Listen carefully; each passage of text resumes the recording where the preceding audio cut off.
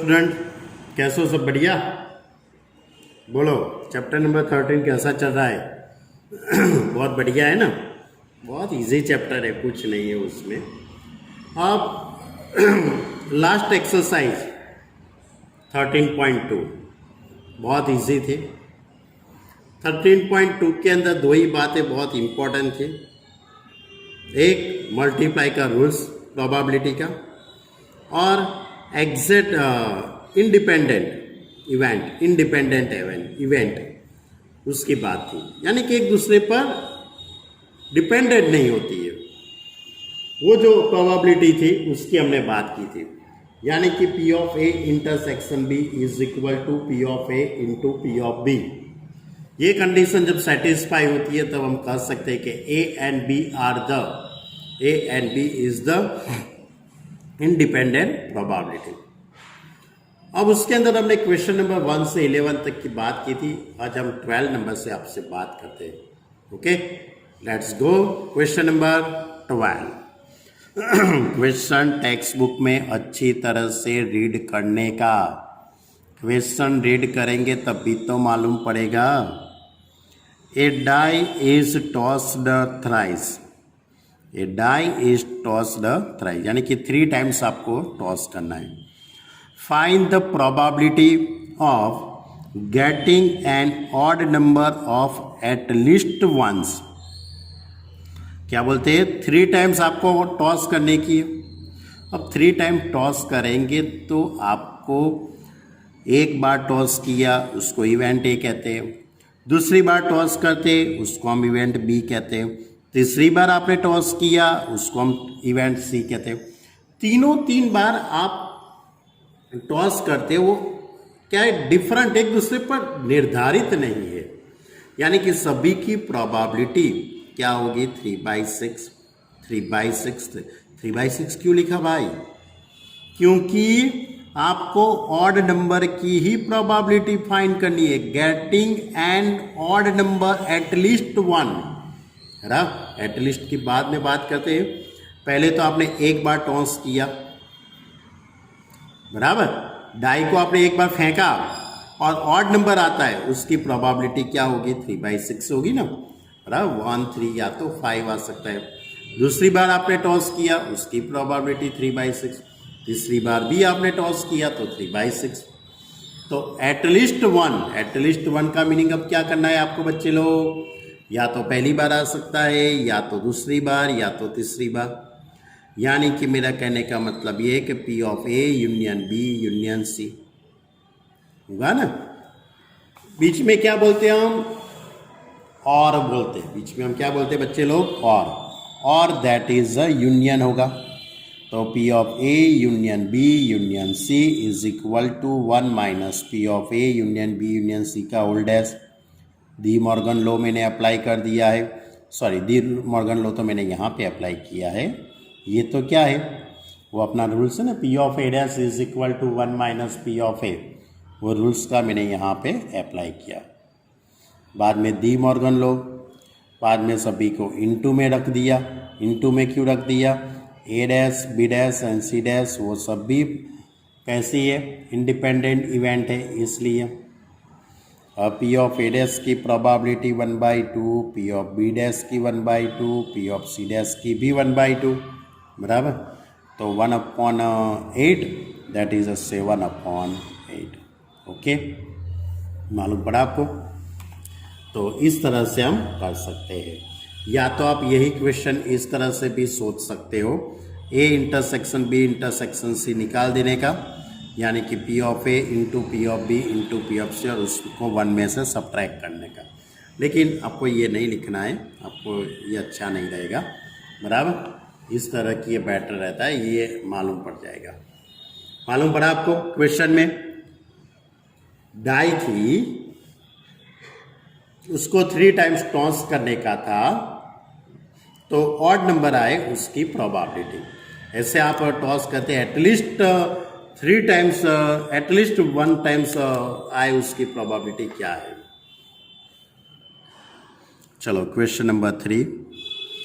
2 balls are drawn at random with replace with replacement from A bar containing 10 black and 8 red ball. बराबर, क्या है, 10 black है और 8 red ball है। Find the probability that. तो पहला क्वेश्चन है बोथ बॉल आर रेड। आपको क्या करना है बच्चे लोग, 2 ball are drawn at random without replacement, without नहीं हो, विथ रिप्लेसमेंट है। यानी कि आपको पहले एक रेड बॉल चॉइस कर दिया, रेड बॉल आपने पहले चॉइस कर दिया, जो चॉइस कर तो उसको आपको वापस रख देने का है। विथ रिप्लेसमेंट लिखा है ना, आपने पहली बार जो चॉइस किया है रेड बॉल, उसको वापस बॉक्स में रख दो और बॉक्स में से दूसरी बार बराबर दूसरा बॉल निकालो, वो भी रेड होना चाहिए। Both balls are red, first ball is red, second ball is red. 8C1 18C1, तो 8/18 that is 4/9। P of B is equal to 8C1 18C1 यानी 4/9। बोथ बॉल आर रेड यानी A इंटरसेक्शन B, तो P of A into P of B that is 4/9, 4/9 16/81। Clear? ये पहला question था, बोथ ball are रेड। Clear? Okay, चलो second question. First ball is black and second is red. पहला ball आपको ब्लैक चॉइस करना है, इसको हम इवेंट ए कहते हैं। इसको क्या कहते हैं, event A. Suppose event A is the first ball is black and second is red, उसको हम बी इवेंट कहते हैं, सेकंड बॉल इज रेड। तो फर्स्ट बॉल ब्लैक, तो ब्लैक के कितने बॉल है, 10 ब्लॉक है। 10 में से एक का चॉइस करेंगे तो 10 ही आने वाला है, 10/18 यानी 5/9। अब दूसरी बार आप जब चॉइस करने जाते हो रेड बॉल को, तो पहले आपने जो ब्लैक बॉल चॉइस किया है उसको रिप्लेस कर दो बॉक्स में भाई, क्योंकि क्वेश्चन में लिखा है विथ रिप्लेसमेंट, एंड उसको अंदर वापस रख देंगे। तो फिर से रेड ब्लॉक तो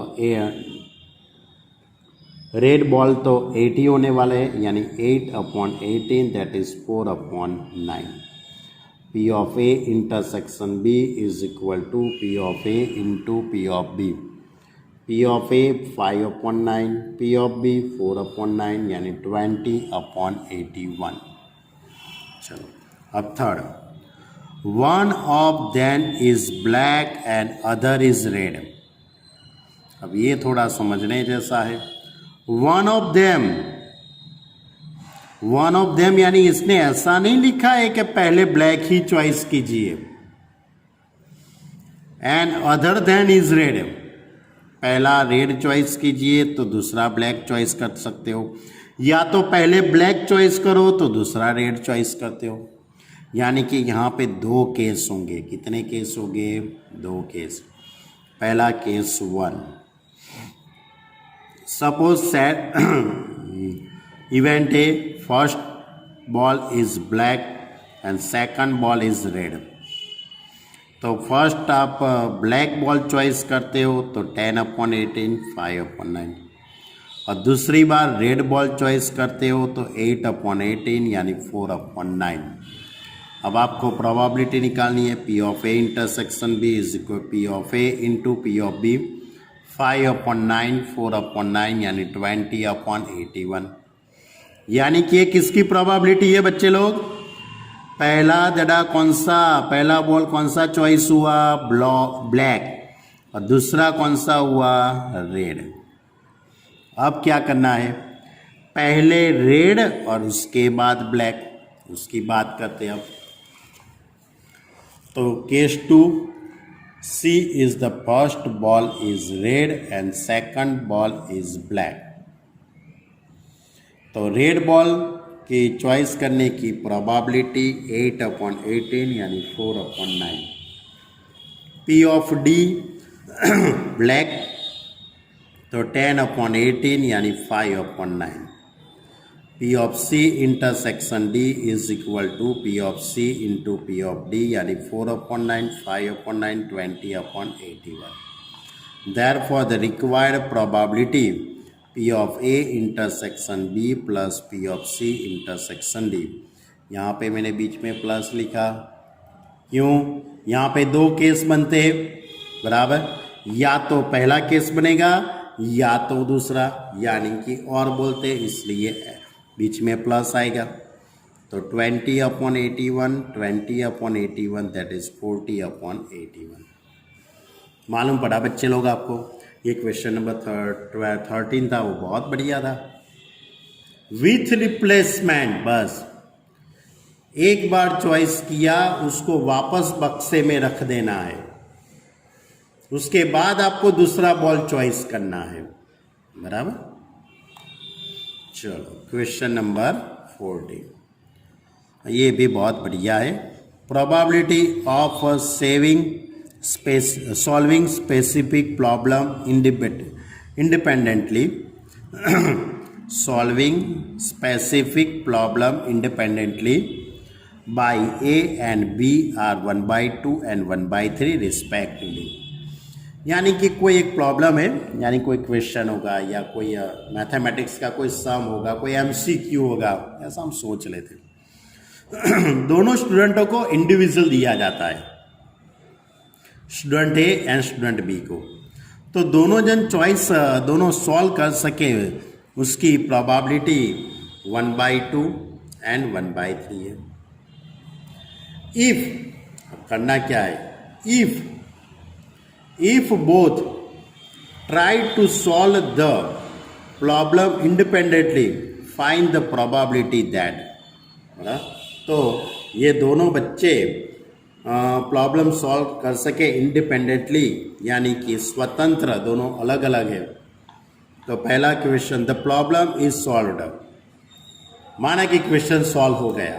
और किससे सॉल्व हुआ है वो तो अपने को मालूम नहीं है, ए से हो सकता है या तो बी से हो सकता है। तो क्या होगा, ए यूनियन बी बोलेंगे हम। प्रॉब्लम था वो सॉल्व तो कर लिया, लेकिन किसने किया होगा? ए ने किया होगा, ये बंदे ने किया होगा, या तो ये बंदे ने किया होगा। ए यूनियन बी, तो P of A plus P of B minus P of A intersection B. P of A, P of B, अब इसकी जगह पे क्या लिखेंगे? P of A into P of B लिखेंगे ना, क्यों? A and B independent probability है। P of A 1/2, P of B 1/3, इसकी भी 1/2। 6 LCM आ जाएगा, तो 3 + 2 - 1 दैट इज 4/6, 2/3। अब इसके अंदर दूसरा क्वेश्चन ऐसा है, exactly one of them solve the problem.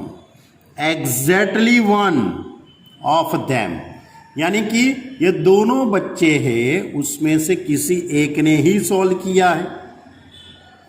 तो माना कि ए बंदे ने सॉल्व किया है, तो बी बंदा सॉल्व नहीं कर पाया होगा, या तो और तो, यानी प्लस ए बंदे से सॉल्व नहीं हुआ है एंड बी बंदे से हो गया है। A intersection B dash plus A dash intersection B. A intersection B dash का मीनिंग क्या होता है, मालूम पड़ा बच्चे लोग? ए स्टूडेंट था, उससे प्रॉब्लम सॉल्व हो गई एंड बी से सॉल्व नहीं हुई। इसका मीनिंग क्या होगा, ए से सॉल्व नहीं हुआ एंड यानी इंटरसेक्शन बी से सॉल्व हो गया। अब P of A intersection B dash के आपके पास ये फॉर्मूला है, P of A minus P of A intersection B. इसकी भी फॉर्मूला है, P of B minus P of A intersection B. P of A plus P of B, ये 2 बार होगा, यानी 2 × P of A intersection B. तो P of A intersection B, P of A into P of B. P of A 1/2, P of B 1/3, और ये plus minus का आप simplify देंगे तो आपका आंसर क्या आ जाएगा, 1/। ओके, बहुत बढ़िया क्वेश्चन था। चलो question number 15।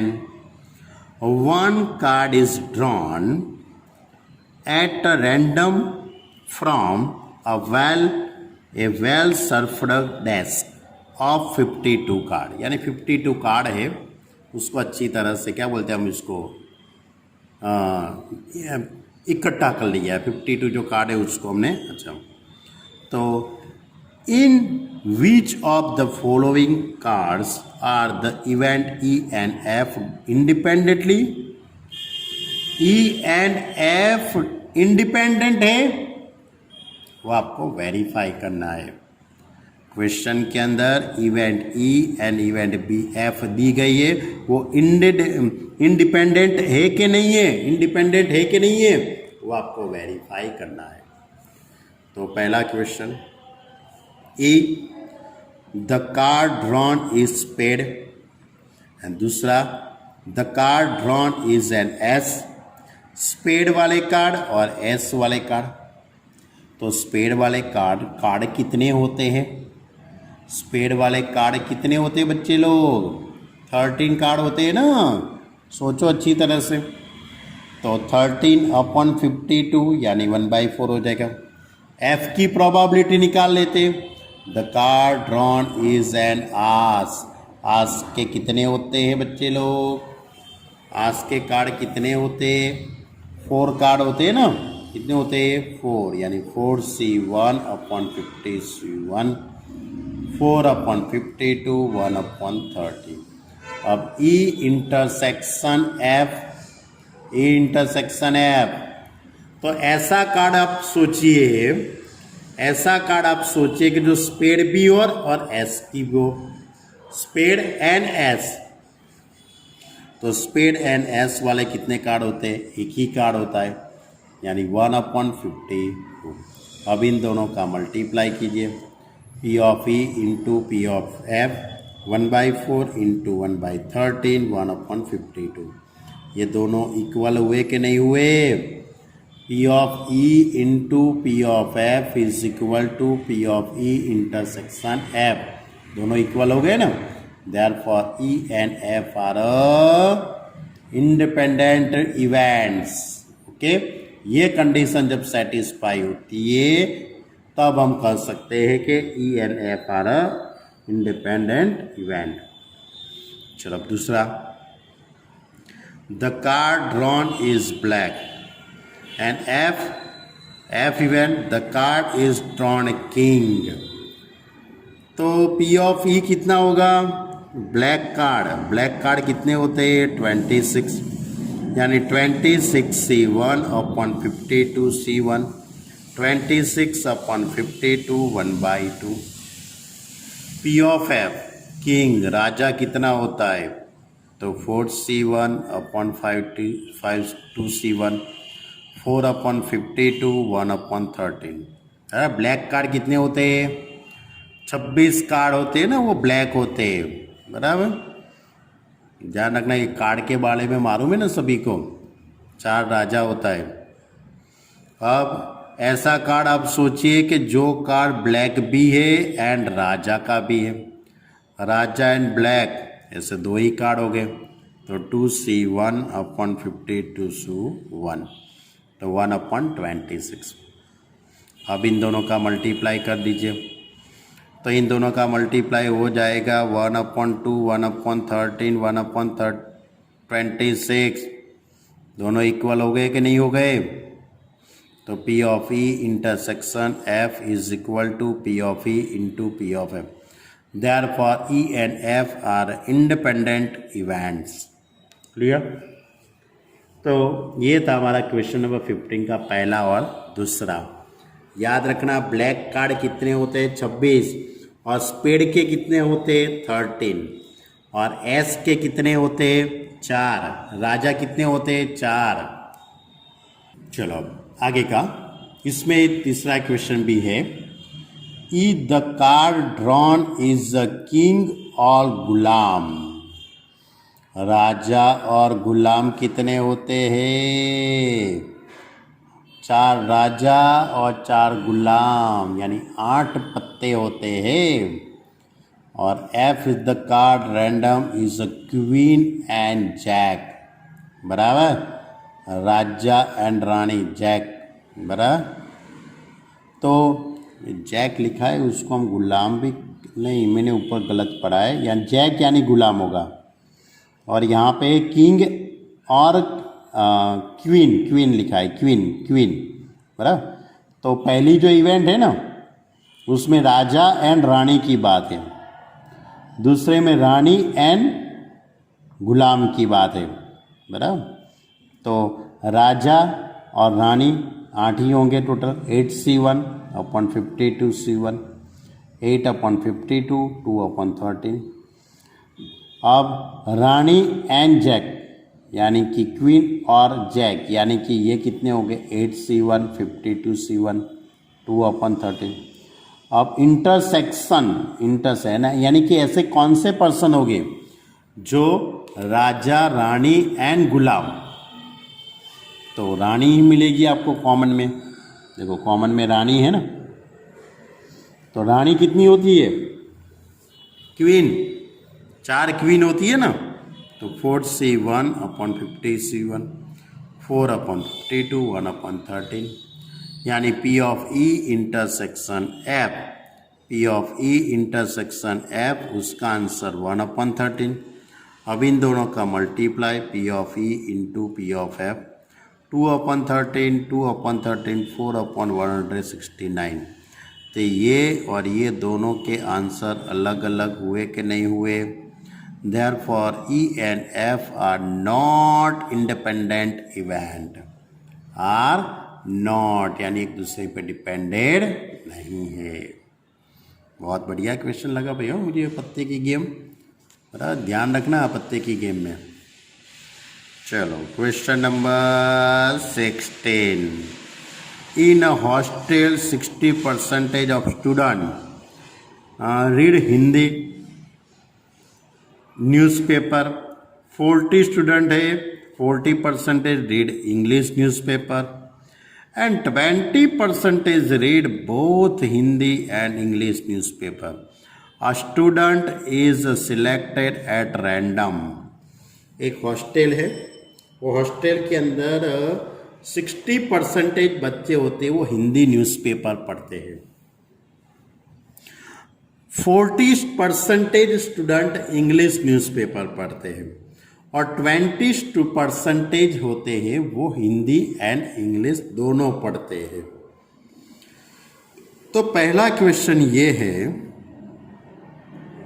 Find the probability that the read neither Hindi nor English, Hindi भी नहीं पढ़ते हैं नॉर इंग्लिश। तो A that is a student read Hindi newspaper and B that is a student read English newspaper. अब P of A that is a 60 upon 100, A 40 upon 100, इन दोनों का intersection 20 upon 100 होगा, वो क्वेश्चन में दिया गया है, ये क्वेश्चन में दी गया है। 20% लोग क्या कहते हैं, दोनों न्यूज़पेपर पढ़ते हैं। अब आपको क्या निकालना है, नाइदर हिंदी एंड इंग्लिश, यानी कि A dash union B dash, यानी कि A इंटरसेक्शन B का होल डैश, जो दोनों नहीं पढ़ते हैं उसका कॉम्प्लीमेंट। तो 1 minus P of A intersection B, A intersection B 20 upon 100 यानी 80 अपॉन 100.8। चलो अब इसके अंदर दूसरा क्वेश्चन है, if the reads Hindi newspaper find the probability that she the read English newspaper. If C read, चलो if C read newspaper find the probability that the she read English newspaper. क्या कहा गया है बच्चे लोग, हिंदी न्यूज़पेपर की probability निकालनी है, that find the probability that C read English newspaper, यानी कि इंग्लिश न्यूज़पेपर की प्रोबेबिलिटी निकालनी है if C read Hindi newspaper, यानी पहले हिंदी न्यूज़पेपर पढ़ता है उसके बाद वो इंग्लिश न्यूज़पेपर पढ़ता है, यानी B अपॉन A, यानी P of A intersection B upon P of A, यानी 20 अपॉन 100 और ये 60 अपॉन 100, 100 कट, 20 अपॉन 60 1/3। ओके, चलो अब इसके अंदर एक तीसरा क्वेश्चन है कि if C read English newspaper find the probability that C read Hindi newspaper. If C read English newspaper पढ़ रहा है, यानी वो पहले बनी। Find the probability C read Hindi newspaper, यानी ए अपॉन बी निकालना है, तो P of A intersection B upon P of B, 20 upon 100, 40 upon 100, 100 cut, 1/2। Clear? तो ये था हमारा क्वेश्चन नंबर 16। चलो अब लास्ट के अंदर 2 MCQ है। The probability of obtain on the even prime, कौन से even prime number on each die when the pair die is rotated is. बहुत सिंपल लॉजिक है बच्चे लोग। द प्रोबेबिलिटी ऑफ 10 बराबर इवन प्राइम नंबर। अब इवन प्राइम नंबर वाले तो एक ही नंबर है, 2 ही आएगा और तो कोई आने वाला नहीं है। इवन भी होना चाहिए और प्राइम भी होना चाहिए, ऐसा तो 2 ही हो सकता है।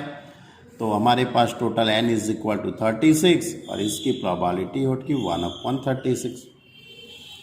उसके बाद है दूसरा है कि 2 event A and B will be independent है, तो क्या सही होगा? If A dash intersection B dash is equal to P of A dash into P of B dash. अब ऐसा लिखा है, देखना हो क्वेश्चन में, तो इसका मीनिंग बीच में कुछ नहीं है तो इंटरसेक्शन ही मानना है। P ऑफ A डैश यानी 1 माइनस P ऑफ A और P of B dash that is 1 minus P of B। तो ये थी हमारी एक्सरसाइज 13.2। ओके, 13.2 बहुत इजी है बच्चे लोग, बराबर। 13.2 के क्वेश्चन ध्यान से आपको पहले क्वेश्चन रीड करना है, उसके बाद आपको समझना है। विथ रिप्लेसमेंट, विदाउट रिप्लेसमेंट, बस वही वर्ड्स इंपॉर्टेंट है। With replacement and without replacement, यही वर्ड्स इंपॉर्टेंट। ओके स्टूडेंट, और अब नेक्स्ट लेक्चर के अंदर ही हमारा ये चैप्टर कंप्लीट हो जाएगा, क्योंकि आपको एक्सरसाइज 13.3 नहीं करनी है इस साल के लिए। 13.3, 4, 5 ऐसी कोई एक्सरसाइज करनी नहीं, अब डायरेक्ट हम एक्सरसाइज नंबर 13 ही करेंगे। ओके स्टूडेंट, तो अब नेक्स्ट लेक्चर के अंदर हम एक्सरसाइज 13 और 2 एग्जाम्पल की बात करनी है। वो 2 एग्जाम्पल भी मैं सॉल्व करके आपको बताऊंगा, बराबर। लेकिन हो सके तो आप अपनी तरफ से एग्जाम्पल करना। देखो एग्जाम्पल नंबर 7 वो मैं करवाऊंगा और एग्जाम्पल नंबर 36, ये 2 एग्जाम्पल वीडियो में होंगे। बाकी के कोई एग्जाम्पल आपको नहीं आता है, कुछ मालूम नहीं पड़ता है, तो मुझे व्हाट्सएप करना, तो मैं उसका वीडियो के अंदर इंक्लूड कर दूंगा। लेकिन अब एक्सरसाइज 13 के अंदर 4 ही क्वेश्चन है और 3 MCQ और कुछ ज़्यादा है नहीं, बराबर। यानी नेक्स्ट लेक्चर के अंदर अपना ये चैप्टर नंबर 13 कंप्लीट हो जाएगा बच्चे लोग। ओके स्टूडेंट, अच्छी तरह से होमवर्क करना, अपना ख्याल रखना और अपने परिवार का भी ख्याल रखना।